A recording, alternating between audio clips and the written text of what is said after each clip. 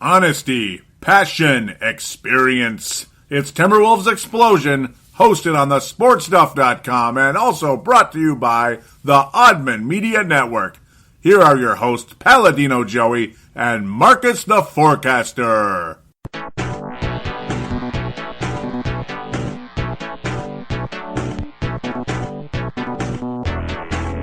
Hello again, Timberwolves fans. Are you ready for the explosion of Timberwolves basketball? I am your host, Paladino Joey, or Joey Wygen.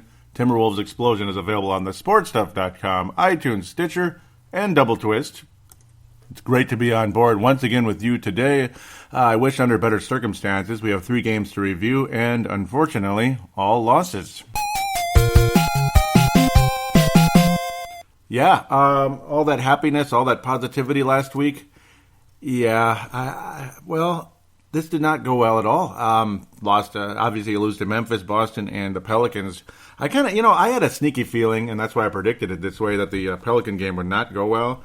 And boy, I couldn't have been more right. I mean, we always suck against the Pelicans. And Anthony Davis always goes off against us, but it was like and some, you know what I mean? It was like there was a magnifying lens behind this one. I mean, really, that was pretty bad.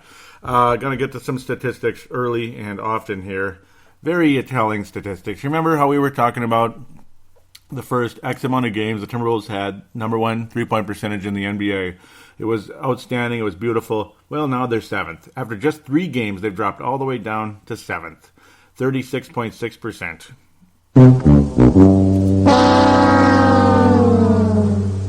And now we also move over to Andrew Wiggins, who was, shooting about 50%. We kind of knew that wouldn't last, but boy, it really didn't last at all. Yeah, he's dropped off significantly as well. We'll get to that in a second here. Just what a disappointment indeed. Andrew Wiggins goes from 27 points a game down to like 23 at this point. Can't believe how that's dropped off. 23.9, so 24, pardon me. Not here to necessarily read stats. It's just the drop-off is so unbelievable. 41.8% from three-point range. He was around 50%. Just what an awful week for Andrew Wiggins in particular. Zach LaVine was steady most of the week. Gorgie was steady most of the week. Towns was all over the place like he's been this season. Towns, his stats pretty much stayed about the same, so good for him there. And this is annoying to me. The annoying part is that guess who's the leading three-point shooter for the Wolves now? Three-point percentage, Karl Anthony Towns. Yeah, that's annoying because I think just about everybody on Timberwolves forums, Timberwolves pages, at the games, wherever, in Australia, in New Zealand, wherever, would like Karl to kind of ease off on the three-point attempts because he's attempting the same amount of three-pointers as Andrew Wiggins, 3.9 a game. That's too much. We got to bring that down a little bit, especially the 10 a couple like last week. That was unbelievable. Zach is averaging 6.7 three-pointers attempted a game. That's crazy. He's third on the team in percentage at 39.1. Not the best ever, not the worst ever either, though. He's right around 40, which is about what I expect from him. It would be nice to see it get a little higher, like 42, something like that. Pretty close, though, in proximity in that sense. Not a whole lot of positivity this week, man. I mean, it was just really awful. Should we jump right into it? Saturday, November the 19th, Memphis, 93-71. Whatever. Wolves couldn't make anything the whole game, and it's just, whatever was wrong in the season opener was much more wrong this time around. Because the Wolves actually started strong in that game. In this game, it's not like they were getting blown out or anything, but, well, yeah. They weren't scoring either. Only 16 points in the first quarter, and then Memphis started to build a small, cute little lead. They had a 4-point lead at halftime. Just shut the Wolves down in a big way, time and time again. Gorgie Zhang strong, one of the stronger players in the game, and Zach LaVine will be consistently one of the stronger players this week.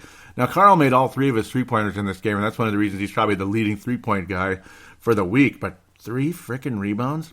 3 rebounds? You can't do better than that in like 28 minutes? And yeah, there's a reason why it's 28 minutes, because just nothing was falling for the Wolves. They were losing by a lot. I guess Thibodeau figured take him out, even though he was pretty good in the game. 6 of 10 from the floor. But again, the rebounding, the intensity, not where you'd think it would be. For a guy that you would expect, you would hope would want to send a message to Mr. Mr. Marc Gasol, who manhandled him last time around. Now, Gasol wasn't good either, 2 of 12 from the floor, but it seemed like he just beat him up the whole game. Marc Gasol played like a goon, and he was getting on my nerves. I'm starting to really not like him. JaMychal Green seems to just have his way with us. 19 points, 8 rebounds, almost all-star level for him. Just really annoying to watch. Zach Randolph, what the hell? I mean, every time you think he's done, he's not done. He had an 18-point game. He was pretty solid throughout the game, making just about everything that came his way. But really the story of the night wasn't Karl Anthony Towns, wasn't Zach LaVine, wasn't JaMychal Green. It was Andrew Wiggins, Mr. 27 points a game. I mean, it's just like, okay, mid-range shot, bonk. Mid-range shot, bonk. 3-point attempt, well, air ball. Yeah, air ball. You've been seeing air balls this week from Andrew Wiggins from beyond the arc, and he was 0 for 3 in the game. Nemanja Bjelica had an air ball. He was just non-existent. Shabazz Muhammad, well, he made both of his shots, but he doesn't look good out there at all. He looks like he's put on a ton of weight. Doesn't look like the same guy the last couple of years. I don't know if his attitude is like, if I'm going to work my ass off and only get like 10, 15 minutes a game, what's the point? The hell with it. I'm beginning to wonder if that's what Shabazz's mindset is. It's not a good attitude. I wouldn't be surprised though if something like that has been going on with the guy, because he has definitely put on weight, and people have definitely been noticing it of late. Frustrating. A lousy game. I don't really want to even say a whole lot about it anymore. But it was just like we shot the ball. It didn't go in. If you want the Greg Popovich analysis for the game, we shot the ball. It didn't go in. And what's it going to take to get better? Hard work. Yeah, that's about it. Jordan Hill played for a half a second, I guess, because, he just kind of was put in and taken out. I don't know. No playing minutes, no playing time for Jordan Hill despite blowouts and such, garbage time. He can't even get garbage minutes. Again, what is going on here? Somebody fill me in on that one. Wolves host the Boston Celtics. Well, they were playing fairly well in this one. They built a huge lead. And, well, what happened? We'll get to that in a second. We will.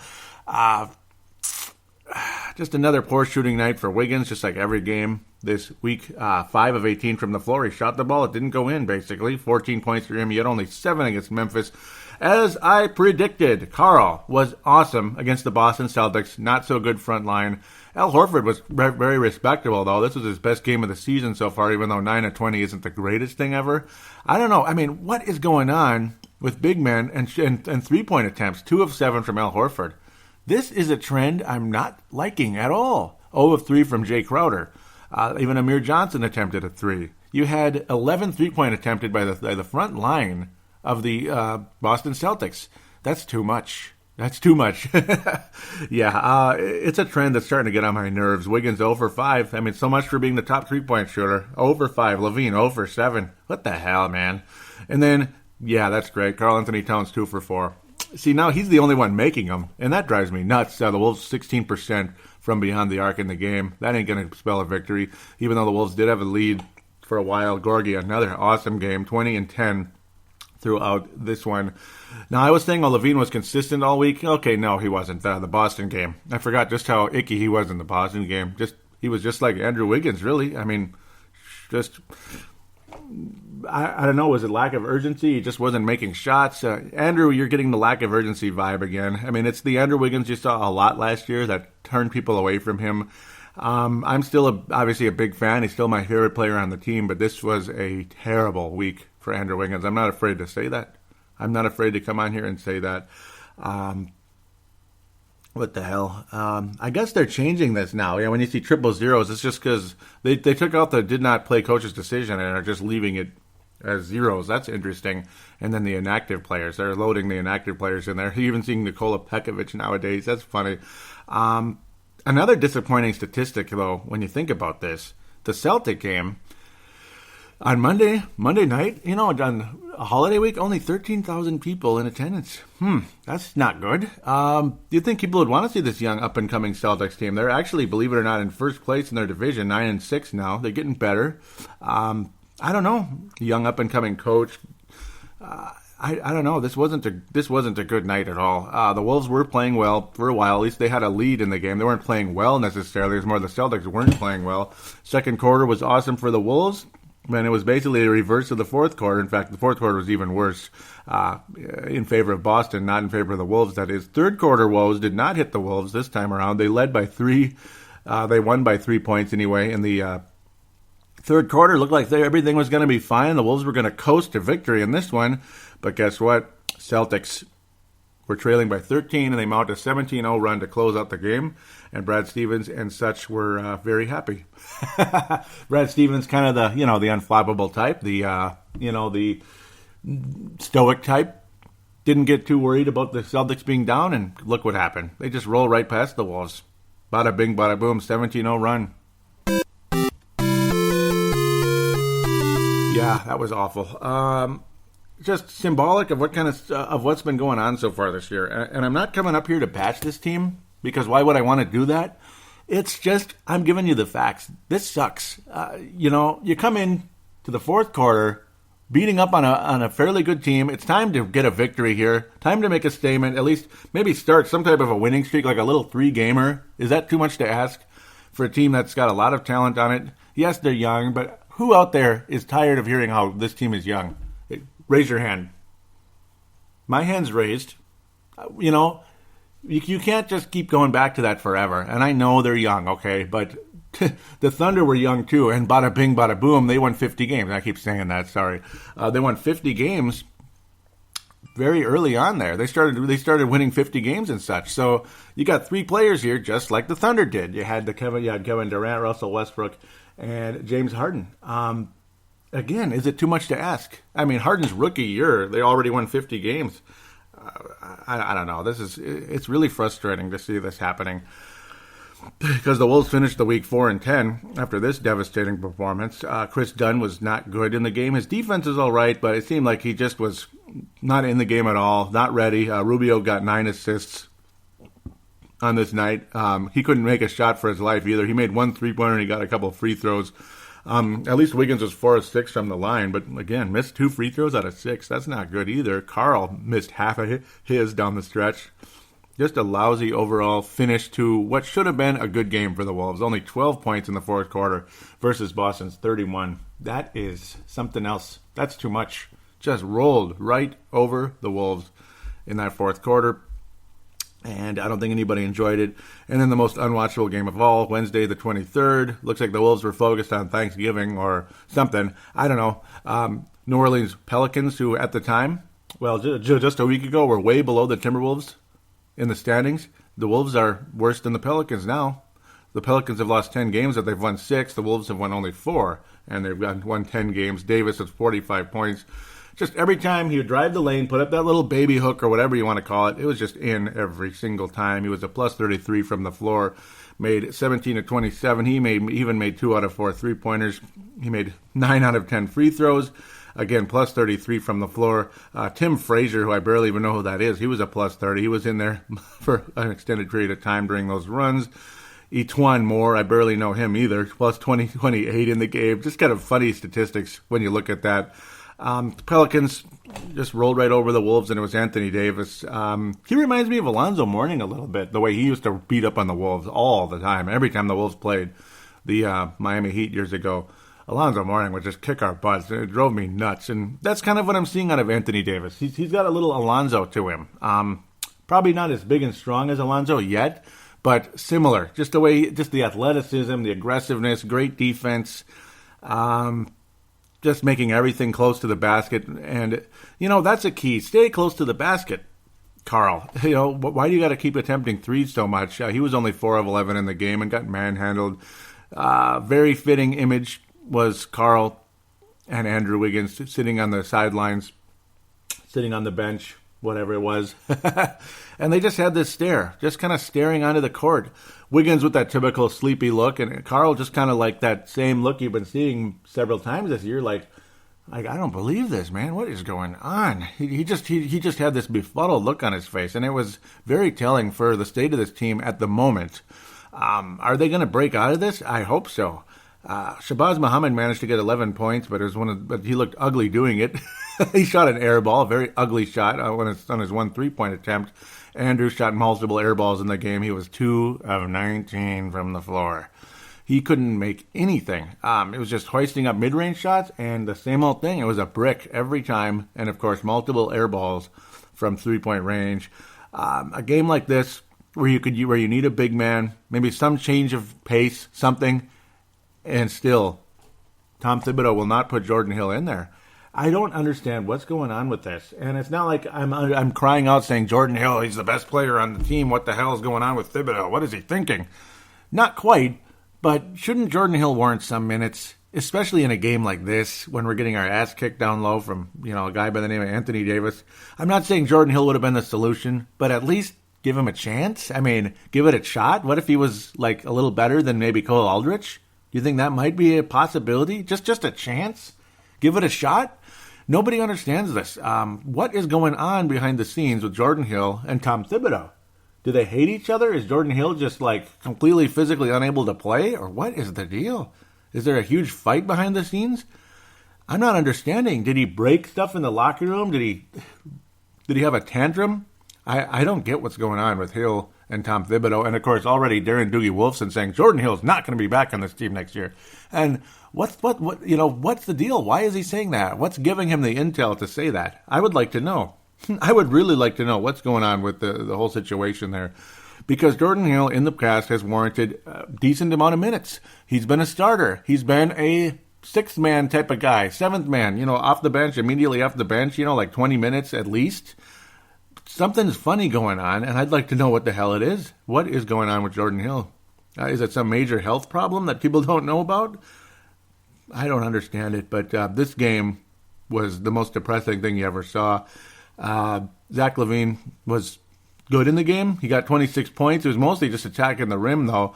Had some really nice dunks in the game, and we appreciate what he brought there. He even was 7 of 10 at the free throw line, and Wiggins 9 of 10 from the line is the only reason he even managed to get 13 points in the game. I mean, he got 0 rebounds, 0 assists. He was blocked 4 times, shot multiple air balls, couldn't make a three-pointer again.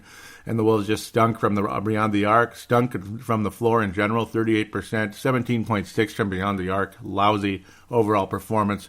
At least Wiggins can get to the free throw line, but that's pretty much about it. And that's about what you saw last year when you got frustrated from Andrew Wiggins. Was hoping you weren't going to see a stretch like this from him, but we're seeing it again. Hopefully he can respond coming up against Phoenix. He's always played well against the Suns. We'll be talking about that in segment number 2. So after these 3 games, I don't have a whole lot of positivity to bring to this one. It's just nice to see Zach drive the lane. Nice to see Karl dominate a weak Boston front line. That was awesome. But, geez, it's not going to be easy to pass out Gorgui Dieng was very solid in this one. Again, 13 points, 18 rebounds, 5 assists, and provided some energy out there. And, of course, made 5 of 7 from the floor. Very strong from Gorgui Dieng, and of course he got less minutes than most of the other guys out there. So I don't know. I don't know what else to say about it. Chris Dunn was good in the game. I will say that he was very good. He was better than Rubio. Look at Rubio. He all he did was miss 2 shots, and he got 5 assists. Sure, he had a nice pass in the game, very good pass to Zach LaVine on one of those dunks, and we appreciate that. But overall, he was pretty bad in the game, I thought. Very low energy. Chris Dunn was better in this game. Doesn't mean he's the better point guard yet.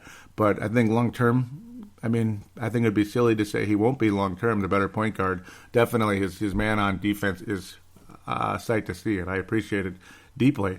If we're going to pass out a lone wolf award, I was thinking about Zach LaVine, but that Boston game was not good. And it's not like he shot very well in the Pelicans game either. He just shot a lot. Thank you for getting to the line.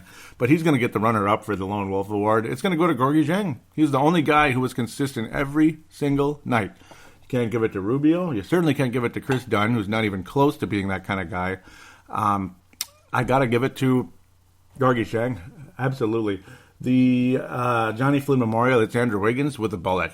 A guy who went from a Lone Wolf Award winner, who was awesome, fantastic, and look at him now. Just what the hell was this? What a disappointment. That's the only word you can come up with. What just unbelievable disappointment.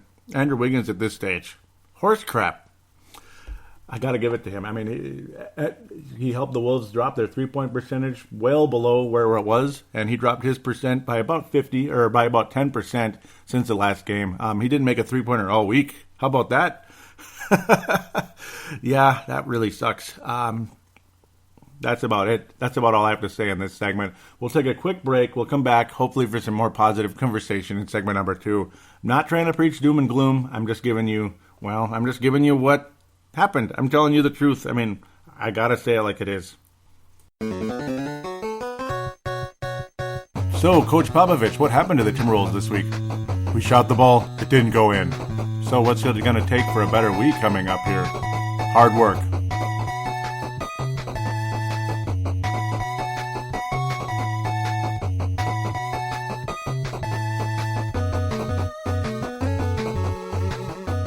And we are back here on Timberwolves Explosion.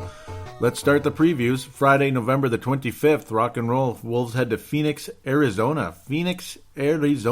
Let's, hope for the best with this one. I think the Wolves should be able to win the game. They're 5-11 on the season. Devin Booker is the kind of guy, he goes off. He always has a lot of points and everything. He's the leading scorer on the Suns at this point. Hot young prospect, of course, for the Suns. He was a slam dunk candidate last year, didn't win.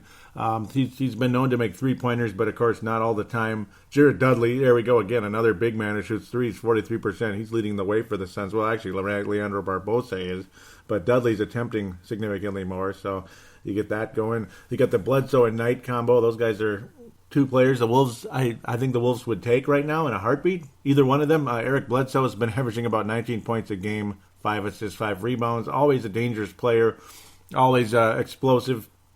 Seems to always do well against the Wolves. Another guy who always seems to do well against the Wolves is Tyson Chandler. Don't know if he's going to be healthy for the game, though. He's missed half of the 16 games that the Suns have played thus far. He's one of the league-leading rebounders, though, 12.3 a game. Always a threat. Always drives the Wolves crazy with the shot blocking and, of course, the interior defense, interior offense.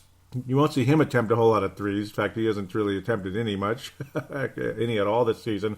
More of a natural big man. You'd like to see even Alex Len, though. He's been a force to be reckoned with. He blocked Andrew Wiggins on occasion. He's blocked Karl Anthony Towns. He's a funny player. He'll he'll surprise you. Like you think you got him beat, and the next thing you know, boop, he'll knock the ball right out of your hands. It's unbelievable with at times when things turn the way they do with him and the Suns. The Wolves should win the game, though. Andrew Wiggins has always had massive success against the Phoenix Suns. You got to expect at some point Andrew's going to break out of this funk, and this is the kind of night to do it. Yes, it's on the road, but the Wolves' history in Phoenix has been pretty good, particularly recently anyway. In the Kevin Love era, it wasn't, but this era, in the Wiggins era, it's been good, actually. And it's not like the Suns have been good either. This is the game I think the Wolves need to win to get things kind of going in a better direction here. I mean, you can't keep losing games. You can't keep throwing them away. Could you imagine if the Wolves are 4-11 after this one? Wolves will win in Phoenix. Andrew Wiggins will be one of the main reasons they do win. Karl hopefully will have a better performance than he did against the Pelicans. I do expect that. Tyson Chandler, if he's available, will be,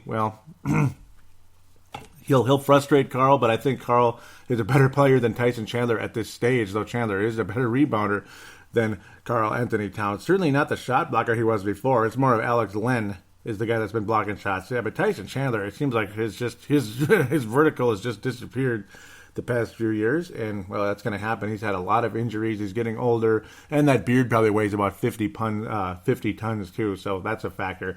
Eric Bledsoe, Brandon Knight, those two guys have carved the Wolves up many times in the past. They're not shooting very well this year, though, and let's just hope and pray that doesn't change on this particular night coming up here. Dragon Bender getting his career started, hasn't really gotten his feet wet too much, along with several other rookies, only averaging about 10 minutes a game and 3 points. So don't expect to see a whole lot of Dragon Bender in this one, but it'll be interesting to at least see what he brings to the table for this league, even though you have kind of a clue, kind of an outside shot, but he's actually good at attacking the rim as well, but in slow motion, unfortunately. Jared Dudley's always made a million threes against the Wolves. I mean, just like everybody else, right? Just like everybody else. But if you're going to win a game this week, this is the one the Wolves are going to win. I mean, if you're going to only win one out of the next 4 or so, 3 or 4, this is the one you got to win. I mean, they have to win this game. Take advantage of it. Andrew Wiggins, I do expect to have a strong performance of 28 or more, 28 to 33. I do expect Andrew to have a nice rebound of a game. And then the Wolves head to Oracle Arena, the Golden Horrors. Oh boy. And I don't mean horrors, I mean Golden Horrors. Yeah, they're not going to win this game, are they? Warriors, fourth in the league in three-point percentage, first overall in shooting the ball, first in points. Yeah, they are what they are. Same old crap, right? Kevin Durant is actually leading the team in scoring by a slight margin over Steph Curry. Durant, Curry, Thompson. They are 13-2, so they're still winning games, even though, believe it or not, the Clippers are ahead of the Warriors, but only because they've played one more game. They're 14-2. I can't believe the Clippers are 14-2. Who out there believes that's going to last as long as this, though? But then again, I didn't really believe in the Warriors during the 2 years ago when they wound up to win 27 games. That was, what am I talking about? 67 games. My mind is blank here. And, of course, it's a big four, not a big three, because, Draymond Green is as important as the other guys. Sure, he doesn't put up the glitzy points and he doesn't hit 9 3-pointers a game. But, yeah, he is deadly. He's a rebounding machine, defensive machine. He's aggressive, blocks shots, steals the ball, beats the hell out of you, and makes you like it, He was the main factor against the Cavaliers last year. He would have been MVP of the NBA Finals as far as I'm concerned if the Warriors won, even though he was a non-factor in the middle of the series and helped turn the thing around by screwing up and getting suspended. But you get the idea, though. I mean, that seventh game, he played like an MVP. It probably wouldn't have been Curry because he fell apart like he did the year before. Wasn't very good in the finals. Curry's doing what he does, though. 26.4 a game. He's making 43% from three-point range. Actually, Kevin Durant's making a little more, which is kind of funny. Curry and the Warriors don't have this immortal look to them like they did the last 2 years. That's the good thing. I don't know, though. I mean, this would be quite a confidence builder. Say the Wolves go and beat Phoenix on Friday, and then they come back Saturday night, the back-to-back, and go all the way up to Northern California in just a day. And come back and come out and beat the Warriors. That'd be amazing, but I'm not counting on that happening. They're averaging 119 points a game. And, of course, the Wolves in perimeter defense, it's always a nightmare. And Draymond Green is the kind of guy who's been beating up the Wolves down low. I don't have a whole lot of confidence in this one. As much as I'd love to just kick this Warriors team's ass, it's not going to happen. The Warriors are going to go on and win the game. It's going to be 120 to, it's not going to be good, like 120 to 100, 107, something like that. It's going to be 120 to 107. I'll try to say the Wolves score a few. Levine is going to have a very strong performance, I believe, and he'll be the best player in the game. I think he'll be the leading scorer anyway, 30-something, 28. He's going to scorch the net against the Warriors. He's always played well against them, and of course he's from the West Coast and such. It's just kind of a fun motivation for him. He's not from California, but you get the idea. He's always wanted to be in California. I never gave a final score for the Phoenix game. I think the Wolves will win that one, 99-88. I think it'll be a very fun game for the Wolves. They'll play very well, and they'll beat the Suns. Very strong performance, and we'll be very happy. And then follow it up with getting our ass kicked by the Warriors the next night. Oh, dang it. I'm not going to like that at all. Utah's a team, well, the Wolves' history with them the past couple of years, the recent history, has been split. The Wolves play well against them, and then the Jazz kick our butts. And then the Wolves play well against them, and the Jazz kick our butts. Or we don't show up to play. Like Andrew Wiggins is just 8 points, like 2 of 11 from the floor. One of those kind of games. Gordon Hayward has definitely been leading the way for the Utah Jazz once again, though he's only played in 10 games so far this year. He's averaging about 20 points a game. George Hill in only 8 games, 20.6. That's kind of surprising. I didn't expect to see that. Rodney Hood really picking up in his third season. He's averaging 17 points a game. Nice to see the former Dookie playing well. I'm not necessarily a huge Duke fan, but impressed with Rodney Hood here. That was a really nice pick by the Utah Jazz a couple of years ago. A lot of people thought something would come of it, that he would be a valuable guy in this league, and he's showing it. Dante Exum still, well, he's slightly better than last year. He had a really disappointing rookie year. A lot of Australians out there very excited to have him on board. He's not that good yet. We'll see. I'm not here to rip point guards like our buddy Hank McCoy would say, but no, I mean, still, it's been nothing special. Joe Johnson, wow. Joe Johnson is now on the Utah Jazz. How weird is that? That's a weird combination, but I guess it kind of makes sense. I guess, like an aging guy joining that club. He's only averaging about 10 points a game so far this season. The Wolves, well, it's a home game. But again, the Wolves have lost at home. They've won at home against Utah. It's kind of a pick 'em. Gobert, always a nice matchup down low against Karl Anthony Towns. It's a very intense matchup. And I remember those two, Andrew Wiggins and Gobert, were going for the MVP in the Rising Stars game. Gobert is a good player, obviously. He's a double-double machine. He blocks a lot of shots, 2.3 a game. That's going to be a fun matchup to watch. That will be the best matchup of the evening. I'm expecting Karl to have a good performance. I think he's going to come out and play. See, I mean, he should be better than Gobert. They're about the same age. So it's not like a veteran beating up on Karl Anthony Towns. Utah recently just really hammered on the Knicks, though. Kind of scary after losing the Nuggets after losing 4 games in a row. But then they had they played the same team 3 nights apart from each other, Denver and Utah, and then they came back and crushed the Denver Nuggets after losing pretty badly to them the night before. Rockets haven't been so good on the road. They struggled for a while. I think the Wolves should be able to win this game. I'm gonna hope and pray they do. Believe it or not, they're in first place in the Northwest Division because the whole division stinks right now at 8-8. I think the Wolves can win this game, and you know what? If you're going to take some kind of step forward and not end up going like 22-60 this year, like it was like, gosh, I mean, I hope we're not going to be that bad, but this is a game you need to win if you're going to take some type of step forward this year, even at least just get out of this funk. Karl Anthony Towns will lead the way if the Wolves do win this game. Levine has always played well against them as well. Expect a nice outside game from Zach LaVine. You're going to see a lot of Karl and Zach in this one, and during the course of this week as well. I do think Andrew will be great against Phoenix, but after that, I think it's mostly going to be Karl and Levine, at least in these 2 games against Golden State and Utah.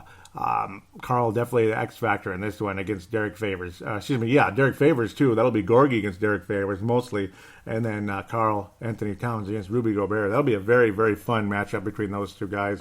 I'll pick the Wolves to win this one, 101-98. Very close performance that the Wolves win, and Karl's going to have one of those 27-12 type of performances. Hopefully he just answers the call here and takes care of a young up and coming Utah big man. That would be fantastic. Then the Wolves will move on to play the New York Knicks. Who are the Knicks? I don't know. I don't know who the Knicks are. They're 500, so that's a lot better. That's a significant improvement.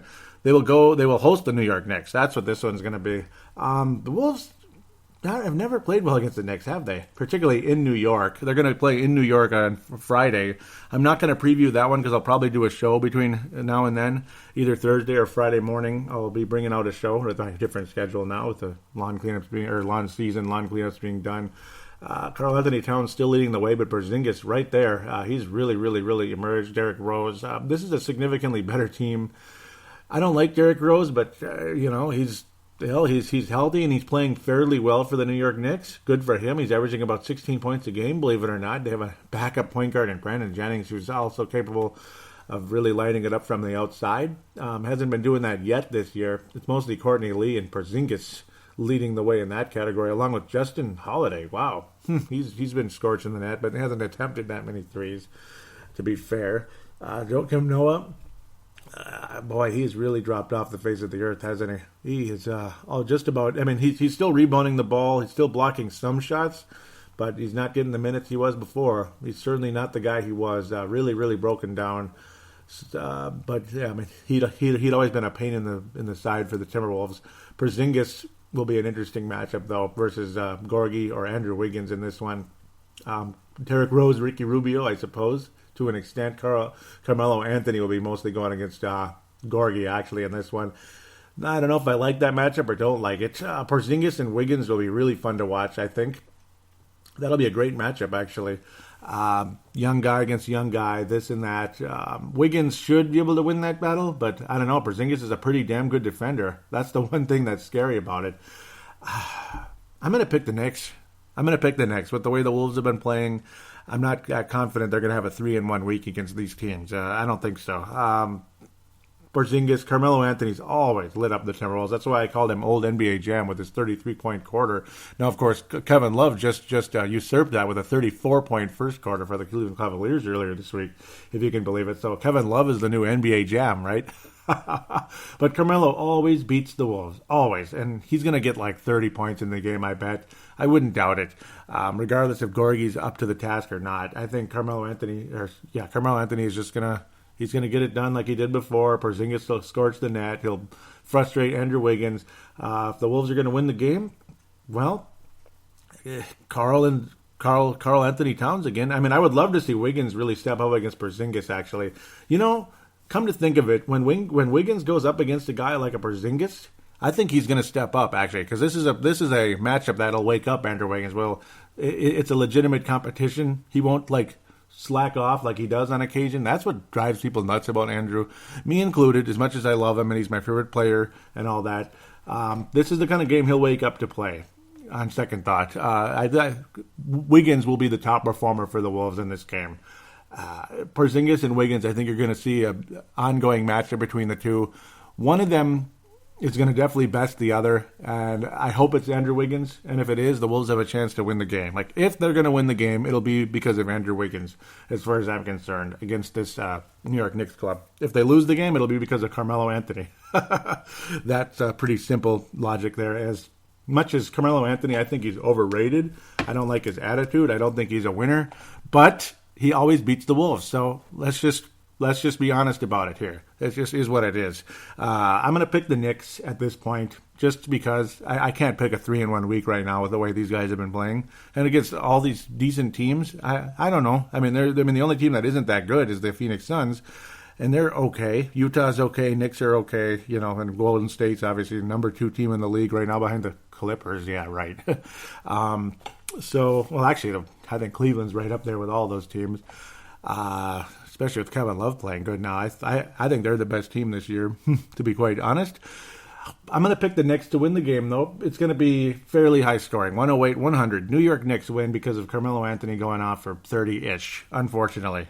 And again, if the Wolves do win, it'll be because of Andrew Wiggins going off for 30-ish in the game against Porzingis in a big matchup between two young men. There you go. So let's wrap this up. The Wolves will come back after this week, in my opinion, 6-12. Oh, goody. Not the best record, but, well, closer to 500, I guess. They'll just be 500, I suppose. They won't be any closer. They'll just be 500 this week, in my opinion. With that, we'll come back for some fan interaction.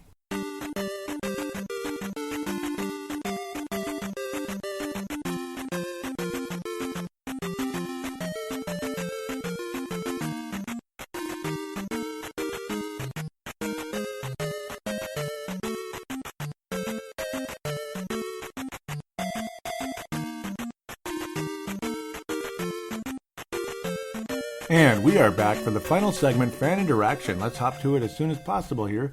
The Twitter account is @WolvesExplosion, @WolvesExplosion. Let's get to that first. Of course, Timberwolves Explosion doesn't fit on Twitter, so it's a Wolves Explosion. You get the idea. The most recent show, Keys to the Franchise, to Andrew Wiggins, was retweeted by Tanae Brown. Thank you very much. Out of New Zealand. Very much appreciated. So Vince Germano was agreeing with me on something I said. Let's see what it was. I would say, I'm glad Carl has 2 threes so far, but, let's slow down on the 3-point attempts. Tanae Brown was saying, wouldn't mind seeing Tyus come into this game. Rubio's struggling and Dunn is in foul trouble. And this was, of course, against the... This was the game against Memphis. Everything went sour in that one. I was saying that he was getting time last week, and at this point, we're scoring as much as the Minnesota Wild. Yep. Tanae was saying, I'm about to turn this off and go enjoy some sun. This has been such an awful game to watch, and there were very many of them. I was telling how it's completely unwatchable and such. Levi Wilson-Brown also liking some tweets back and forth. Tanae was saying 50 points after 3 quarters is unacceptable. The Grizzlies aren't anywhere near that good. Hopefully the Vikings can get back to that defensive juggernaut tomorrow. None of those things took place. The Wolves just stunk it up, and the Vikings stunk it up too against the... Well, no, actually, no, it was a little better against Arizona. What am I talking about? The defense was better. They barely won the game, though. And then, of course, the frickin' Detroit game. Oh, check out Purple Mafia, by the way. That's a brand new release. Last night, Thanksgiving night for that show. Tanay continuing things, saying refs blowing the whistles a lot, plays into the Grizzlies' hands too. Can't get any momentum playing at their pace. Yeah, I mean they were just romping all over us the whole night. He was saying, nothing was going right. Yeah, and then next time we play them, the Wolves better be ready to play. They've been embarrassed today. And yes, back-to-back times. The last game, of course, the Wolves played with the Grizzlies, or the last time they lost to the Grizzlies was the season opener. And yeah, they barely lost, but well, they didn't barely lose. But they got manhandled in that fourth quarter. It's stuff like that. And the Wolves, the only reason they won the next one, it's not the only reason, but the reason why they romped all over the Grizzlies is because the coach sat all the players. What the hell was that all about? See, where do we leave off here? Tanay was saying, what a pathetic way to finish a game. That was the Boston one. A 17-0 run for the Celtics. Tanay continues saying, Cat and Gorgie had good games, especially through three quarters. Everyone else is taking the week off. Yes, sir. Absolutely. Absolutely. Cat and Gorgie were the best players this past week. Levine had a couple good games, but horrible against the Celtics.